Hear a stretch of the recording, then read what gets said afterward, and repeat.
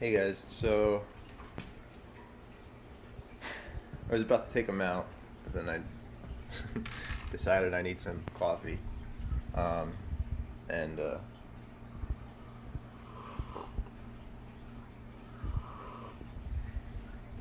while I drink my coffee, I'm actually going to use that time to work with Honey on some basic obedience.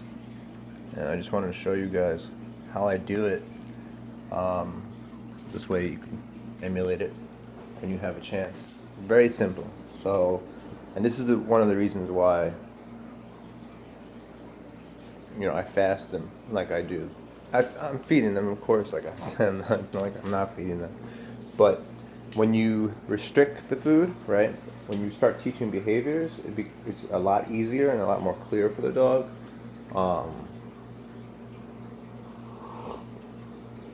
and so rewarding them for doing what's right is actually a lot easier. So, okay, so you know, I just did a couple reps with Honey and it's beautiful.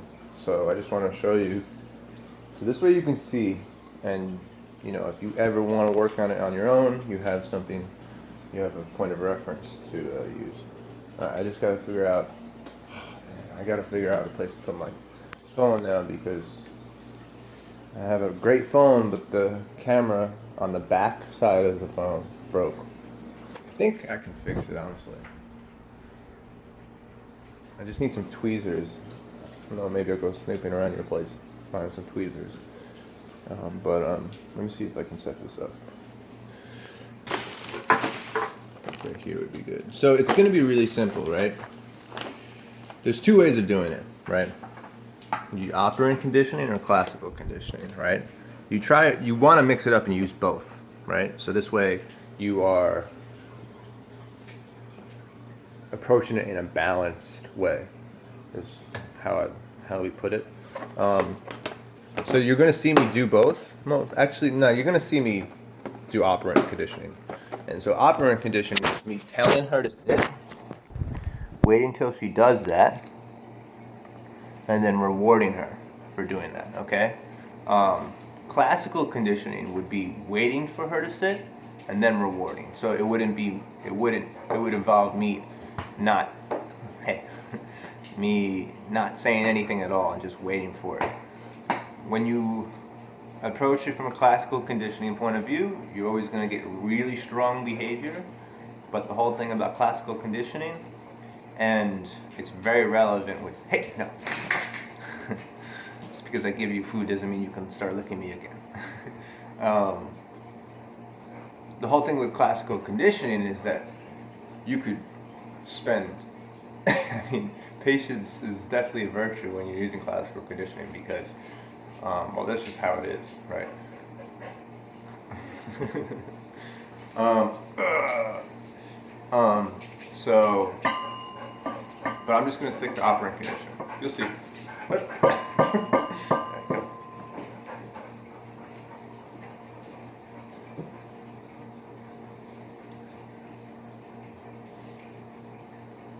Okay, honey, sit. Good.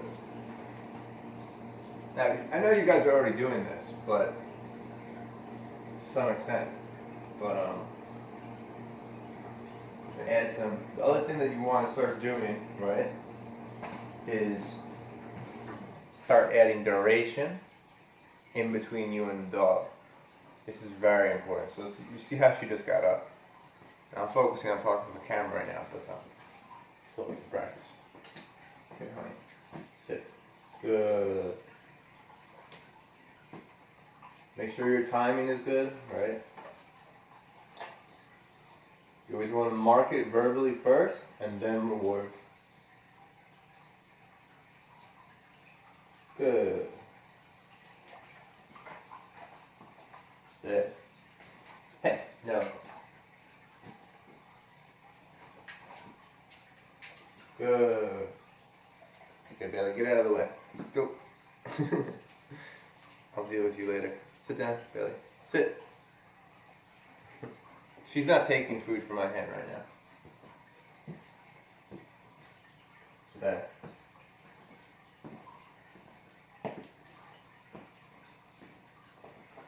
And there's actually a very important law that goes down, or I should say, I sound like I'm from the hood. There's a law in place that happens when you're practicing distance. And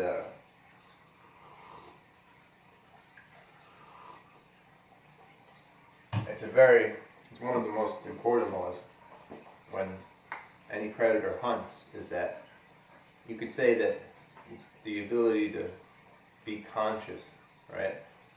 So when we watch like a young puppy try and chase after prey, it's rather cute because they look really stupid, right? Say like they try and go after the bird, right? They make all their attempts fail because, like, so let's say we're dealing with a mature bird, right? The bird knows that the puppy's trying to chase it, and so the bird just gets up and leaves, right? The puppy soon realizes that he has an influence on the situation, right? At the end of the day, even if the puppy doesn't want to eat the bird, maybe he's just curious, right? Soon, right, the puppy understands that, okay, I have an influence. I'm actually the one who's pushing the prey away. And so what happens? You start to see the puppy sit, and you see the puppy basically give up, right? What they learn is that the less they do, the more they get. This is one of the most important laws when we're talking about behavior, and all that. You can, if you understand this principle very well, you can condition a very nice stay. But you have to drill it, you have to practice it, you know. I guess my favorite analogy is when you have alligators, right? What do they do when they're hungry? Right? They just sit in a pond. They sit there, and they'll sit there for hours on end until a deer comes along, and it looks like the deer looks like an idiot because he's just unaware of their surroundings because the alligator is so in tune with itself. And then of course when the time is right, the alligator makes a move, you know. But here we're not having the predator in this sense, which is the dog, which is Honey, break from that place. We're saying, hey, if you stay there, you're going to get a lot of food, right, basically. Right. Now, there are instances where we can make the dog break its place and come to us, and there's nothing wrong with that. But if you're practicing duration, you first want to be able to get the dog to at least stay in its place for a decent amount of time. And then if you see the dog stressing out, right, not being able to handle itself, right, then you want to say, okay, break and have the dog come to you. And this way you're not getting any fallout, right? But you want to challenge the dog as much as possible. I mean, the whole point of exercise is to challenge the dog and make them stay. So, alright, so let's keep on going. Honey, sit. Yes, good. Now I'm tossing the treat. That's another thing you can do is toss the treat. You want to add the element of being fast. Timing is really important, like I said. Sit, honey. Good. I'm just using dry kibble, you know. This is the benefit of fasting them like you do. You can use the most basic stuff to make it work. You shouldn't have to go for high value stuff all the time. That would be a crush. Good. Hey. Good. Okay, see now that's beautiful, right? Because, hey, no. Good. Okay, now I dropped a piece by accident. Hey. Probably drink a little bit more coffee. I'm dropping pieces. So now what's going on is she's listening to me, right? I say, no, don't go for that. She sits back down and looks at me, and I reward. Good. So this is basically an engagement. right? So just because she looks at that doesn't mean she can get it. Just because it's on the floor doesn't mean that she can get it. Dogs get into serious fights, fatal fights, because they think they're entitled to whatever's on the floor.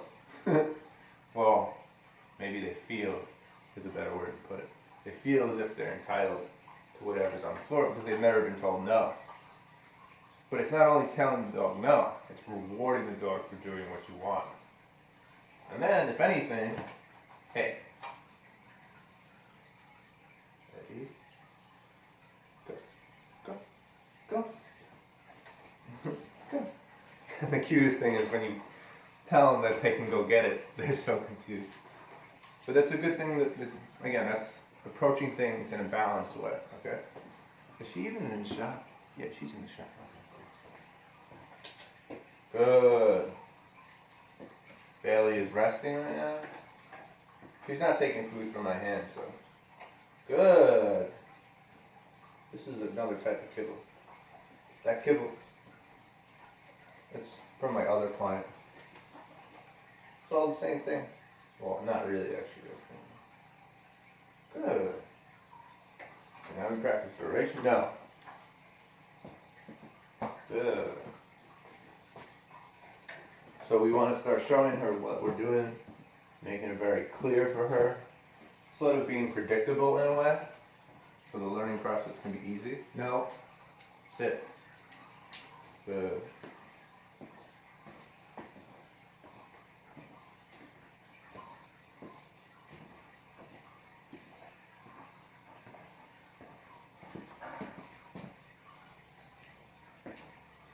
Good. So verbally rewarding her. Pet her a little bit. You're doing a good job. You're doing a good job. Hey. No. Good. I don't have a reward right now, but you can mark it anyways, right? See, now that she knows when I say good, that's a reward because I've been marking it, right? Good. Okay, huh? Good.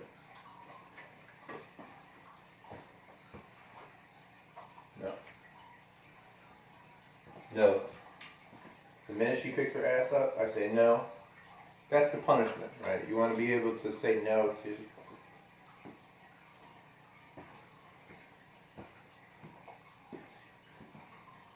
No. And I'll just help her out.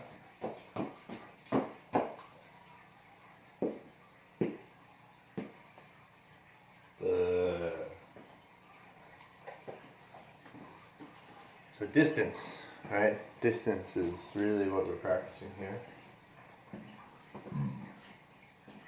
Good. Of course, she can look at me and everything, right? No. No. Come on. Hey, hey. Honey. Good. Just do this 5 million times. Or 10 million times. It's up to you.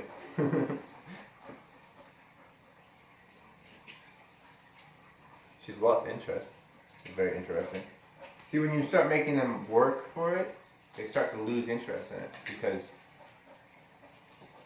well, I don't know if I can explain that. It's actually quite complicated. It's not complicated, but it makes sense. I just don't know how to explain it. Basically, it's more natural, right? I mean, when the reason they get excited for food, any dog would get excited for food ever, is because they get it and they don't have to work for it. So when they see it, they get excited because the idea of waiting has never happened. Maybe once in a while, but better said is that when they show excitement, they've learned that there's a higher chance of them getting what they want. Hey, no.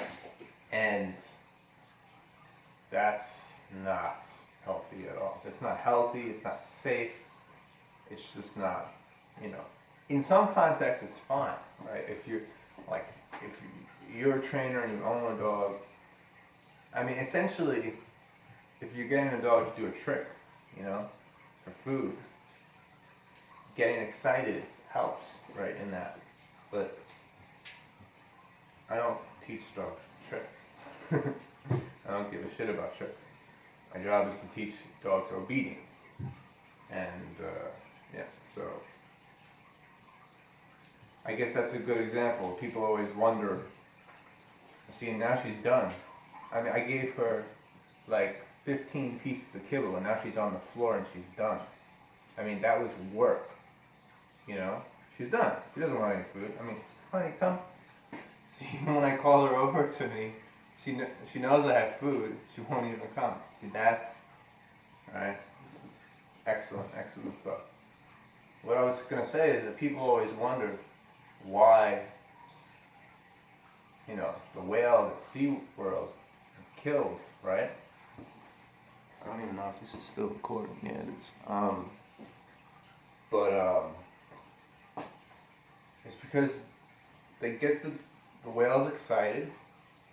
They make them do stupid shit, like stick their thumb up their ass or whatever they do. And that's not obedience. I don't even know what obedience would be for a whale, but there is some form of obedience for a whale. There is some natural form that a whale would take when they're hunting. If they did that more than they did all these stupid tricks, then you would have a healthier animal, mentally speaking, right? But when you just have them do tricks and all this stupid shit in order to get food, that's not natural. And so one day they say, fuck you. Well, it's not a thing of, it's not a personal vendetta against the trainer or the handler. It's a scientifically unnatural thing. And anytime you do something that's unnatural, you get the byproduct of that, which is stress. And, well, it's up to you whether you can predict that, if that stress is going to harm you or not.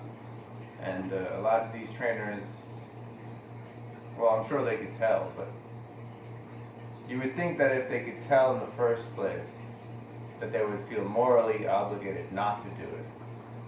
But money,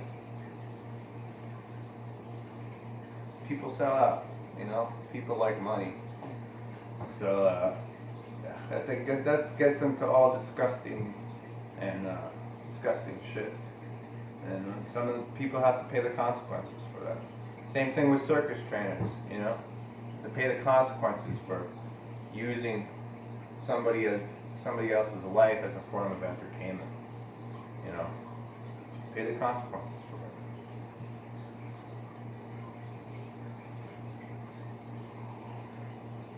it. Now look, she's done. I told her to sit, like 10 times? You know, I made her wait for it, practice sort of duration and distance, right? And she's done. So, it's a good example of how obedience doesn't only address the behavioral points of the dog, it addresses the dog's natural, put it like this, obedience doesn't address the behavioral aesthetics of the dog, it addresses its holistic being. Right? Making a dog sit is good for the dog. Making a dog wait is good for the dog. These things are natural. And when you don't do any of these things, you get a fucked up dog. So, and you guys do. Yeah, I see you guys make the sit. What you guys need to focus on is distance and duration. You guys do an excellent job with your dogs. Now, to add, if you want my suggestion, is just distance and duration, right? Both of those words have the same letter in front of them, the letter D, right? There's actually, we say, there's 3 Ds in dog training, right? There's distance, duration, and the last one is distractions. You don't need to worry about distractions right now. You're better, if you could focus right now on this, that's fine. You could practice through. I mean, if anything, there was one distraction when we practiced. I dropped the kibble, right? That's the distraction. I want her to focus on me, right? Not whatever is going on, whatever, right? And beautiful thing is when I told her not to get it, she listened, and she looked at me. So I reward that, and then I let her get it eventually. But all right. Just wanted to show you that I'm about to finish my coffee. Then we're going to take these guys outside and go for a nice walk.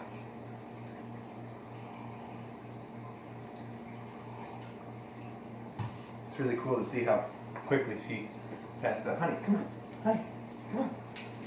Alright, yeah, okay, she's back there. I give her some rest and she's back there. Good. Oh, sit. So now that she listens very well, no, sit. Okay, back up. Sit. Good. They need to visualize you moving away and sit. Good. A lot of times people have trouble with dogs following them following them. Hey, no. Don't lick me. I'm taken by some human beings who would take great offense to the licking.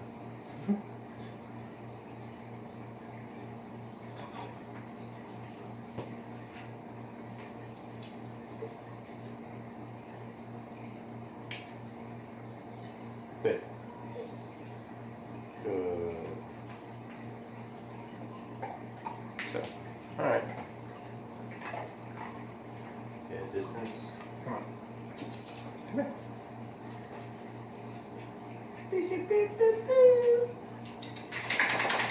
Let go. Wait, sit. No. Sit there. Billy. No. Sit. Good.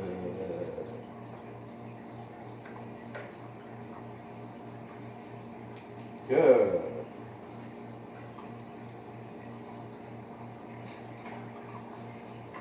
Hey. Good.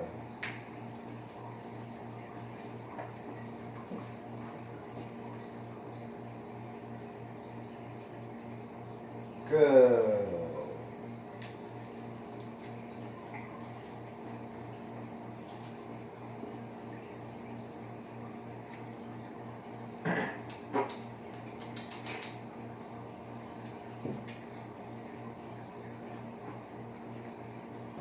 Yeah.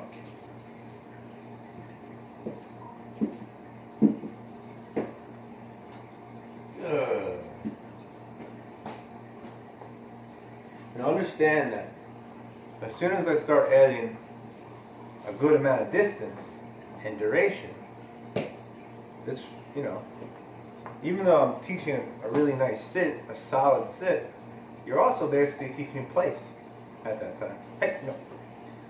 Because the beginning of place is having the dog stay somewhere and stay somewhere, stay somewhere, stay somewhere, and stay somewhere, right? When you say place, they go to that place and they don't get up, right? Unless you call them over to you, right? So, the beginning of teaching place is a little different, where I would lower her, which means, hey, come.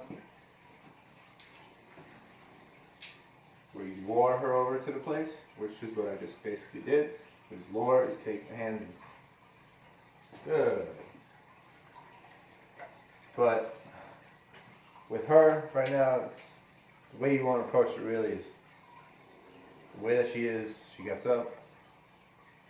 If I wanted to practice place, it's better to get a sense of calmness first and the distance and duration down first, and then I'd focus on the other part, which is lowering. Teaching her to go to a place right now wouldn't really, it would teach her to go to a place. You can break it down. You don't have to really do it in a specific order. But the focus right now for her would be the distance and duration. What's that? Good.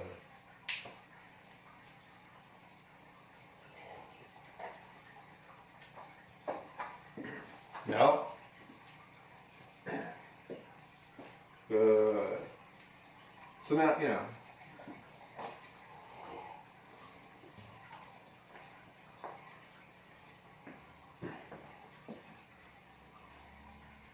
Good. Oh shit, you caught that one. That was pretty cool. Good.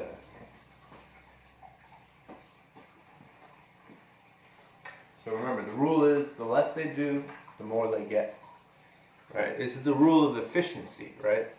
So. Hey. No.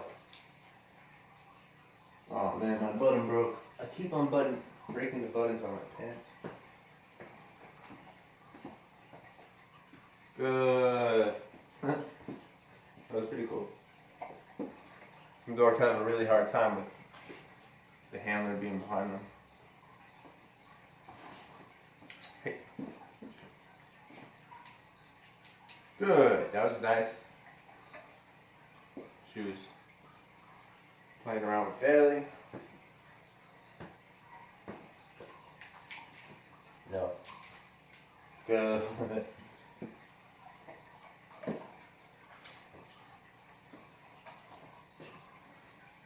No. Good.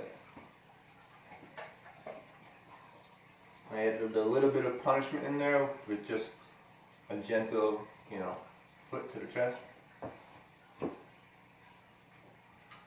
Good. And then I just used as punishment as sort of a reward. Good.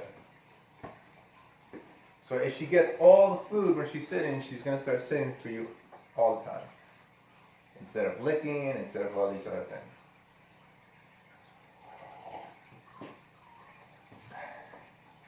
Hey. So now I can start really doing derivation. Good, baby, that's beautiful. And if you understand this concept, you can create the most solid stay in the world. I have one of my other dogs, and when I got that dog, it was around the time I learned of this concept, and I have it so where all I have to do, and I started just, so she's down, count. Nice. I have it so what I did was I taught the dog the down, right? The down, the sit, it's all obedience. So to me, it's really the same thing at the end of the day in a pet dog concept, right? Or any type of obedience type of concept, not competitive obedience, but it's basically the same thing. It's an issue of compliance, right? So I have it now with this other dog that I've been working with for a long time. It's the most beautiful thing where all I have to do is put a little pressure on the leash, and I have like a 50-foot lead with this dog, and the dog gets into a down if I just put a little bit of pressure on the leash. And that's because the first thing I did with this dog was I rewarded him for staying still. And I must have done 1,000,000 reps, literally, of just me practicing distance and everything. Nowadays, I just have to sort of like back up and the dog gets down. I don't even have to say anything. It's okay, it's the garbage can. The garbage can came alive. I don't even have to say anything to this dog, so it's a non-verbal command, which gets me excited because it shows that you're really communicating with the dog, or communicating with the dog. And all I have to do is look at the dog in a certain way, and then I have to back up, right? And the dog gets into the most beautiful down. And, or like I said, I just have to put leash pressure a little bit, gentle, very gentle, and the dog just literally slides into a down and will stay there. You know, a boulder falls off the mountain or something, so the dog breaks down, but you get the point. And again, the reason why it's so strong is because it works off the principles of nature,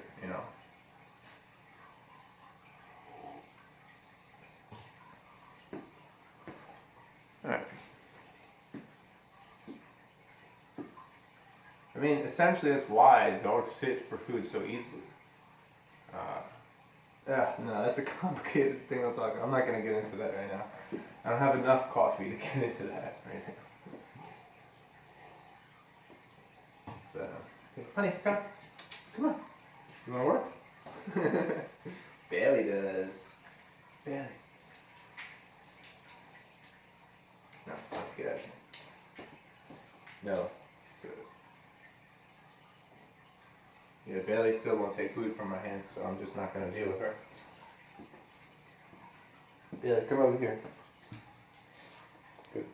Sit. Good down. Sit.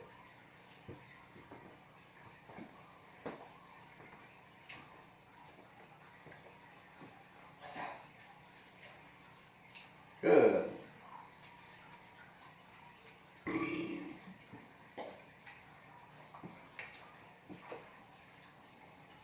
No. Good. So now actually what I'm doing is not just getting her to sit, but you know, she has this thing of being on top of you, right? And there's nothing wrong with giving her the elbow or the hand or smacking her gently on the nose. There's nothing wrong with any of that. But it doesn't have an effect on her. Because, well, she's just so tough, you know, just so full of energy. You know, and it might work against you in some ways, because with a working dog like this, who has so much energy, and you know, they actually like it because it's stimulating, right? So the other way around it is to practice it like this. Not punish her, but reward her. And you'll find that the more that you reward her for it, if you do punish her one day for it, the punishment will actually be more effective.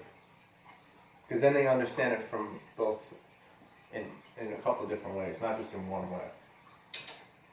Where'd you go? Where'd you go?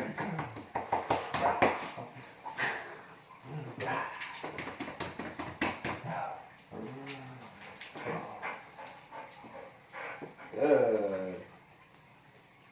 Go ahead, go. Good, go get it. You don't want the treat anymore? Now she's not even going for the treats. Huh? Did you eat it? Good. Go. Come on. Yeah, now she's a... Okay. Good. She needs to be hand fed? No. No. Sit.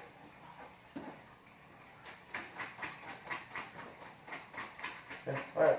Good stuff. Just wanted to show you guys. Ready?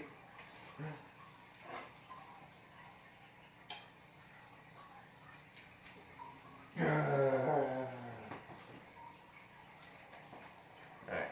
I think a client just contacted me, so I gotta go. But very good stuff. I'm gonna work with Bailey the same thing, but I think I'm gonna have to find some higher value food, and definitely not hand feed her because she's too sensitive to that. So the way around that is to just throw the food on the floor. Get a couple of reps in of that, good reps in of that, and then you have maybe a better chance at getting her to hand feed. All right. Hope you enjoyed. Talk to you soon.